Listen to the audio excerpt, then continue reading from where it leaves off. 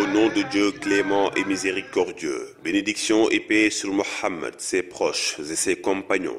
Toutes les louanges appartiennent éternellement à Dieu, qui ressuscite les morts, lui qui peut tout. Bénédiction et paix sur l'envoyé de Dieu, saint maître de tous les autres envoyés, sur ses proches et ses compagnons. Ce message émane de Sayyidina Isa Rouhoulaye, fils de Sayyidina Limamoulaye, qui est bien connu pour sa bonté et sa noblesse, et s'adresse à tous ses compagnons, hommes et femmes, sans exception, à ceux qui sont proches comme à ceux qui sont loin d'ici. Je vous salue. Je vous fais savoir que notre père, Limamoulaye, a vécu, c'est-à-dire qu'il a quitté ce monde. Cette demeure qui finit et qu'il est allé dans l'autre monde, demeure de la vérité et de l'éternité. Sachez qu'il exhortait les gens à répondre à l'appel qu'il lançait pour les amener à Dieu, à une religion pure. Il n'appelait personne pour lui-même. Que celui qui croit en Dieu et en son envoyé se mette à servir Dieu et purifie son culte de façon à ne rien associer à Dieu. Quant à celui qui ne pratiquait la religion que parce qu'il voyait mon père, l'Imamoulaye, il ne lui reste plus qu'à abandonner son culte, car l'Imamoulaye est parti comme sont partis ceux qui l'avaient devancé. Dieu le Très-Haut a dit, tout vivant goûtera la mort. Il a encore dit, tout ce qui existe sur terre connaîtra une fin. Seule la face de ton Seigneur restera, lui le possesseur de la majesté et de la gloire. Je vous fais savoir aussi que Sayyidina Limamoulaye disait, je suis un envoyé, j'ai reçu l'ordre de transmettre, et je ne vous ai transmis que ce que Dieu m'a ordonné et qui est adressé à vous, afin que vous pratiquiez ses commandements, en purifiant votre culte partout où vous soyez.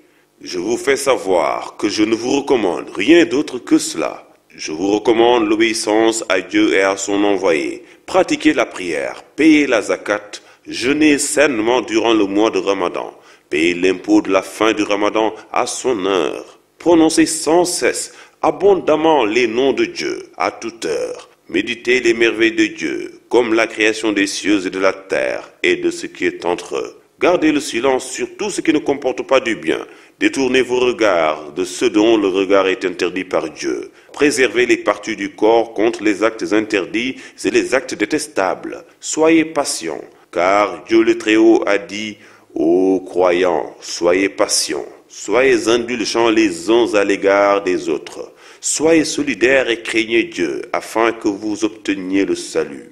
Acceptez les décisions de Dieu et exprimez-lui votre reconnaissance pour ses faveurs. Évitez l'injustice dans vos relations, car Dieu s'est interdit à lui-même l'injustice et a décidé son interdiction parmi ses créatures. Pardonnez à vos proches certaines erreurs et ayez de bonnes intentions à l'égard de celui qui en nourrit de mauvaises à votre égard. Évitez aussi les altercations et la polémique. Évitez de vous rabaisser l'un l'autre ou de vous dénigrer l'un l'autre. Et d'autres actes que Dieu a interdits à ses serviteurs. Unissez vos cœurs dans le bien. Conseillez la pratique de bonnes œuvres et déconseillez le mal. Que celui qui croit en Dieu et en son envoyé prenne pour modèle de conduite notre Père, l'Imamoulaye, en imitant ses qualités et ses actes. Qu'il ne se contente pas seulement de dire qu'il croit sans exécuter les commandements, car agir ainsi, c'est se condamner à la faillite.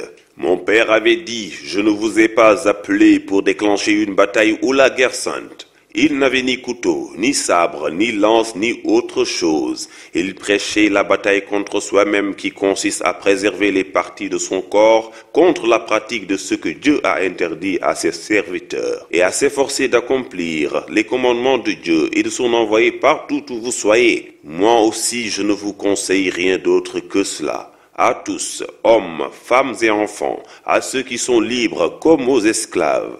Celui qui suit ce commandement et atteste sa véracité devient droit. Celui qui s'en écarte ne porte préjudice qu'à lui-même. Dieu paiera à chaque âme ce qu'elle a accompli. Celui qui rencontrera du bien devra louer Dieu et son envoyé. Celui qui rencontrera du mal ne devra s'en prendre qu'à lui-même. Je vous conseille la constance dans la droiture et la crainte de Dieu, le très grand, ainsi que la pratique de bonnes œuvres à tout moment. Que Dieu vous rende droit. Amen. Bénédiction de Dieu et paix sur Sayyidina Mohammed et ses proches.